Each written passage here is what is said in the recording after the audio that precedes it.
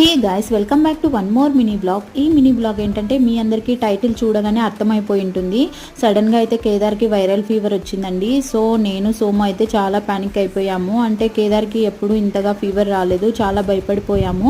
ముందు రోజు నైట్ వరకు కూడా చాలా అంటే చాలా యాక్టివ్గా ఆడుకున్నాడు అనమాట. ఇంకా ఎర్లీ మార్నింగ్ 6 o'clock నుండి అన్ఈజీగా అన్కంఫర్టబుల్గా అసలు పడుకోకుండా మధ్య మధ్యలో లేస్తూనే ఉన్నాడనమాట. సో ఇంకా టెంపరేచర్ చూసాము, బట్ నార్మల్గానే ఉంది.